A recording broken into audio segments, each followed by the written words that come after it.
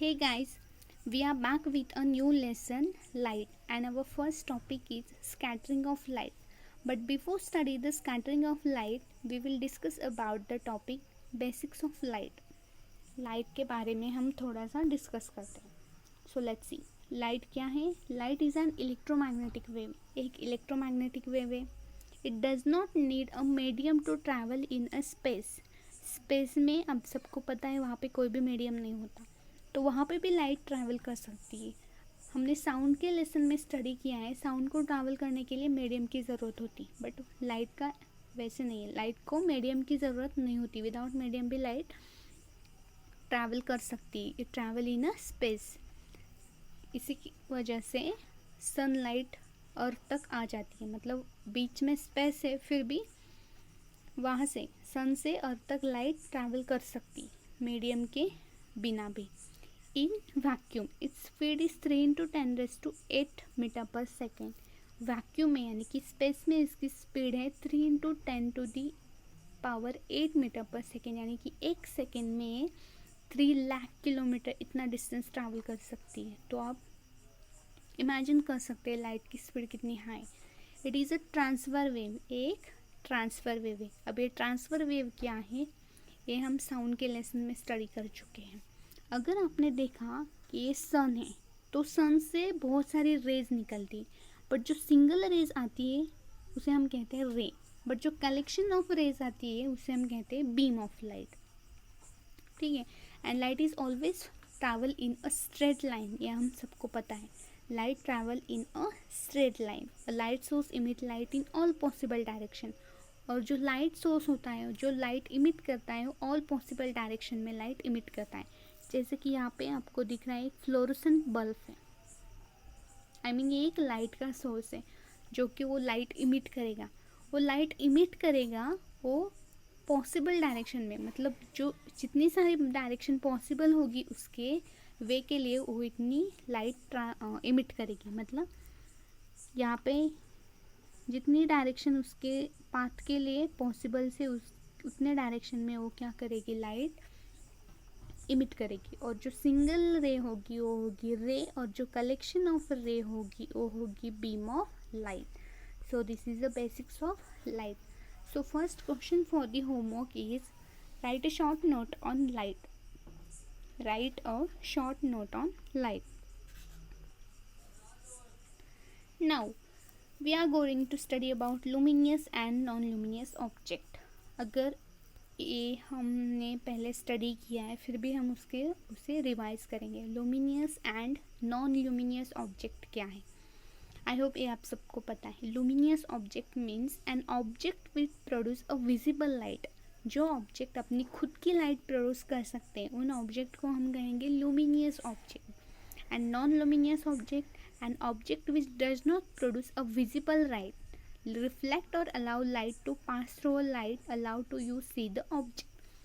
means non luminous object ऐसे होते हैं जो खुद की लाइट प्रोड्यूस नहीं करते, खुद की लाइट जनरेट नहीं करते, बट जो सन से लाइट आती है उससे वो रिफ्लेक्ट होकर हमें दिखाई देती है. तो ऐसे ऑब्जेक्ट को हम कहते हैं नॉन लुमिनियस ऑब्जेक्ट. तो लुमिनियस ऑब्जेक्ट कौन से हैं जो कि अपनी खुद की लाइट जनरेट करते हैं, प्रोड्यूस करते हैं? वो है candle, sun, flash light, neon light etcetera. Candle जो खुद लाइट जनरेट करती है, सन, फ्लैश लाइट जो उनकी अपनी खुद की लाइट है.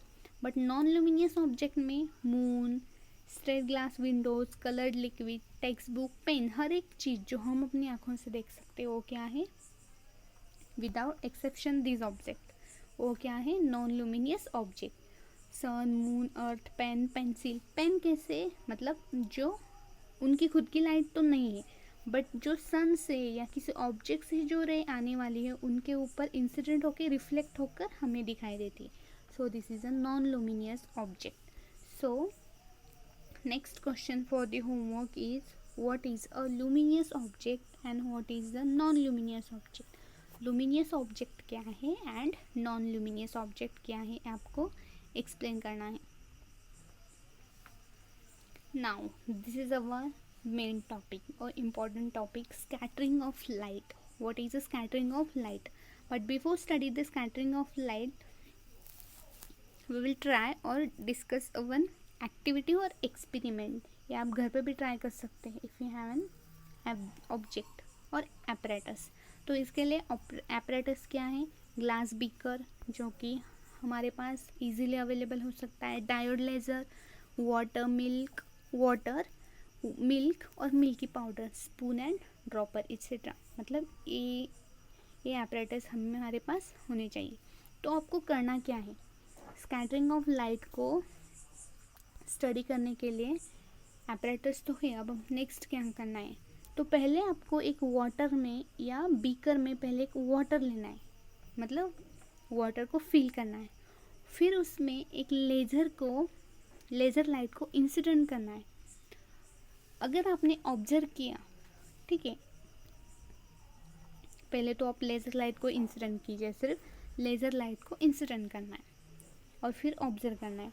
बाद में उसमें क्या करना है, थोड़े मिल्क के ड्रॉप्स या मिल्क की जो पाउडर होती है उसकी लिक्विड बना के या उसमें उसके कुछ ड्रॉप डालेंगे, ऐड करेंगे और इसे स्टर करेंगे। मतलब इसमें हमने ऐड किया है मिल्क और मिल्क की पाउडर के कुछ ड्रॉप और इसे स्टर किया है। फिर उसमें क्या करना है हमें, फिर लेज़र लाइट को इंसिडेंट करना है, लेज़र लाइट को इंसिडेंट करना है, फिर उसको आपको ऑब्जर्व करना है। तो ऑब्जर्वेशन में आपको क्या दिखाई देता है, मैं तो कहूँगी स्टूडेंट है आप घर पे ट्राई कर सकते हैं, आप ऑब्जर्व करके देखिए उसमें क्या डिफरेंस होता है। जो पहले वाली लाइट को हमने इंसिडेंट किया था, मतलब लेज़र लाइट को इंसिडेंट किया था सिर्फ प्लेन वाटर में, मतलब उसमें मिल्क को हमने ऐड नहीं किया, तो वहाँ पे आपको क्या दिखेगा, light beam is not seen in plain water, मतलब जो बीम होती है वो प्लेन वाटर में इस तरह दिखाई नहीं देती। बट मिल्क अगर हमने उसमें ऐड किया तो क्या होगा, हमें ऐसी बीम दिखाई देती है। तो क्यों दिखाई देती है, वही है हमारा स्कैटरिंग ऑफ लाइट, ये हम डिस्कस करने वाले हैं। बिकॉज मिल्की वेव्स में, मिल्क में जो टाइनी पार्टिकल्स होते हैं छोटे छोटे, उसकी वजह से हमें लाइट की बीम दिखाई देती है, इसे कहते हैं हम स्कैटरिंग ऑफ लाइट। तो इस पार्टिकल की वजह से कैसे हमें बीम, लाइट की बीम दिखाई देती है ये हम देखते हैं।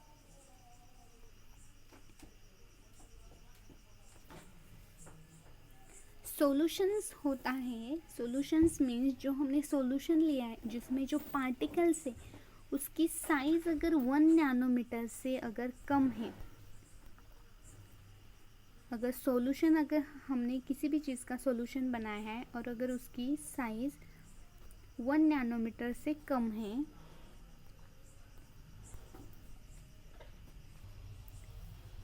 1 नैनोमीटर से उसकी साइज कम है, तो उसे हम कहते हैं सॉल्यूशन।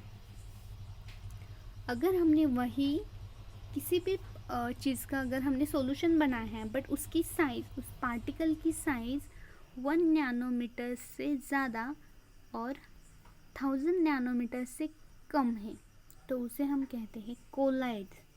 और अगर पार्टिकल की साइज़ 1000 नैनोमीटर से ज़्यादा है, 1000 नैनोमीटर से ज़्यादा है, तो उसे हम कहते हैं सस्पेंशन। तो किस में लाइट का स्कैटरिंग होता है वही हम देखेंगे, सॉल्यूशन में होता है, कोलाइड में होता है या सस्पेंशन में होता है। मतलब ये तीनों भी सॉल्यूशन ही है बट उसके साइज़ के ऊपर उसके नाम दे दिए गए, सॉल्यूशन, कोलाइड और सस्पेंशन। सॉल्यूशन जिसकी साइज़ 1 नैनोमीटर से कम है, जिसकी साइज़ 1 नैनोमीटर से ज़्यादा और 1000 नैनोमीटर से कम है, और सस्पेंशन जिसके पार्टिकल्स की साइज़ 1000 नैनोमीटर से ज़्यादा है। हम एक्सपेरिमेंट करेंगे, अगर फ्लैश लाइट की अगर आपने लाइट इंसिडेंट की तो ये लाइट इस बॉटल में इंसिडेंट होकर यहाँ से पास होकर यहाँ पे ट्रैवल होगी। तो आप यहाँ पे ऑब्जर्व करेंगे सॉल्यूशन में, तो आपको लाइट की, लेज़र लाइट की या फ्लैश लाइट की ऐसी बीम नहीं दिखाई दे रही जो कि इस दोनों बॉटल में दिखाई दे रही है।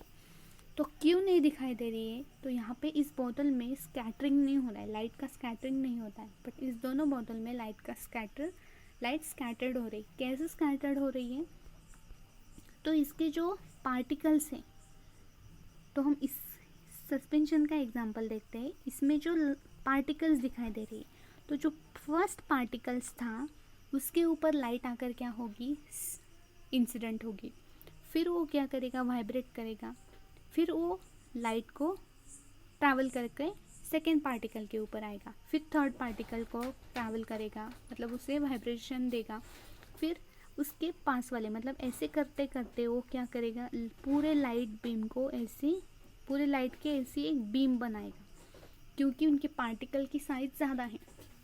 बट यहाँ पे सॉल्यूशन में भी क्या होता है, सॉल्यूशन में इसके पार्टिकल की साइज़ बहुत ही कम होती है, इसकी वजह से यहाँ वहाँ पे लाइट स्कैटर नहीं होती एज़ कम्पेयर टू कोलाइड और सस्पेंशन, ठीक है। बट 1000 नैनोमीटर की, यानी कि सस्पेंशन में लाइट की स्कैटर होने के चांसेस कम होते हैं, क्योंकि वहाँ पे लाइट पार्टिकल की साइज़ बड़े होने के कारण लाइट पार्टिकल्स नीचे चले जाते हैं, मतलब पानी के नीचे आकर जमा हो जाते, तो इस तरह लाइट का स्कैटर्ड होता है, मतलब पार्टिकल लाइट को ट्रैवल करते हैं, ट्रांसफ़र करते हैं, तो लाइट एक स्ट्रेट ऐसे बीम बना सकती है, क्योंकि आपको पता है लाइट हर एक पॉसिबल डायरेक्शन में लाइट रेज इमिट करती है। जैसे कि सपोज एक इंसिडेंट लाइट है रे, यहाँ पे एक पार्टिकल है पहला जो कि हमने यहाँ पे कंसिडर किया है, तो ये पार्टिकल पर लाइट इंसिडेंट होने के बाद वो क्या करेगी, हर एक पॉसिबल डायरेक्शन में वो लाइट को स्कैटर्ड करेगी,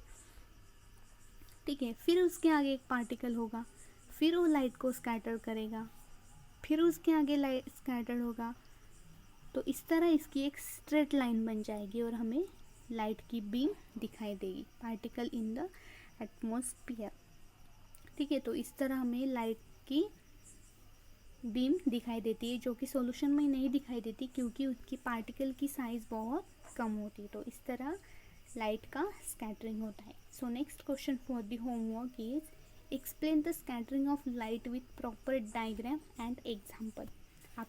आपको लाइट का स्कैटरिंग ऑफ लाइट और लाइट किस तरह स्कैटर्ड होती है एग्जाम्पल के साथ प्रॉपरली एक्सप्लेन करना है। सी, अब हमने ये तो देख लिया कि लाइट किस तरह स्कैटर्ड होती है, उसके पार्टिकल कैसे लाइट को स्कैटर करते हैं, फिर उसके आगे जो पार्टिकल्स आता है फिर वो लाइट को स्कैटर करता है, तो उसकी एक बीम हमें दिखाई देती है और वो पार्टिकल के साइज के ऊपर दिखाई देता है, जैसे हमने नाम दे दिए सॉल्यूशन, कोलाइड और सस्पेंशन। तो कोलाइड में पार्टिकल का लाइट का स्कैटरिंग होता है, जो कि सॉल्यूशन में नहीं होता, क्योंकि वहाँ पे लाइट की पार्टिकल की साइज़ बहुत कम होती है। तो आई होप स्टूडेंट्स आप सबको एक क्वेश्चन का आंसर पता है।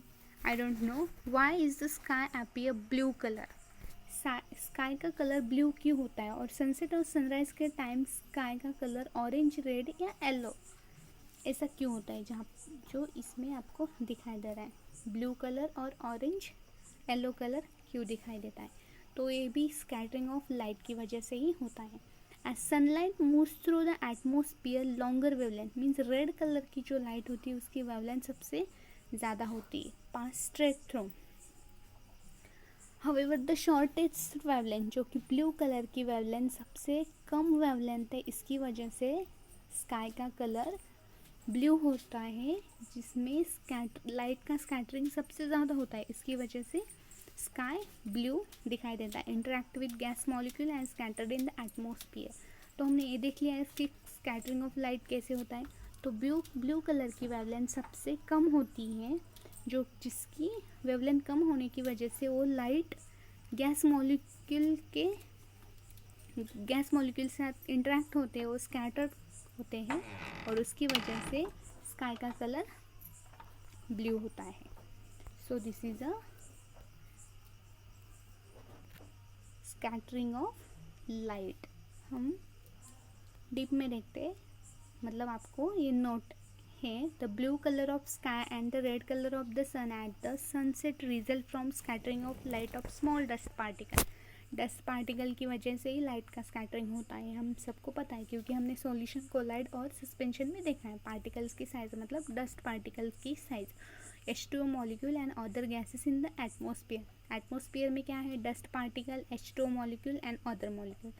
The efficiency with which light is scattered depend on it's wavelength, तो वेवलेंथ के ऊपर डिपेंड है। अब वेवलेंथ क्या है, ये हमने साउंड के लेसन में डीपली स्टडी किया है। denoted lambda and its unit is meter centimeter. The sky is blue because violet and blue light are scattered together, extend in other longer wavelength. Because blue colour की wavelength सबसे कम होती है और उनका 10 particle के साथ सबसे ज़्यादा स्कैटर्ड होती है, स्कैटरिंग होता है, तो इसके वजह से sky appear blue colour. So next question for the homework is why the sky appear blue colour. Sky blue colour का क्यों दिखाई देता है, ये आपको एक्सप्लेन करना है. So this is the next question for the homework.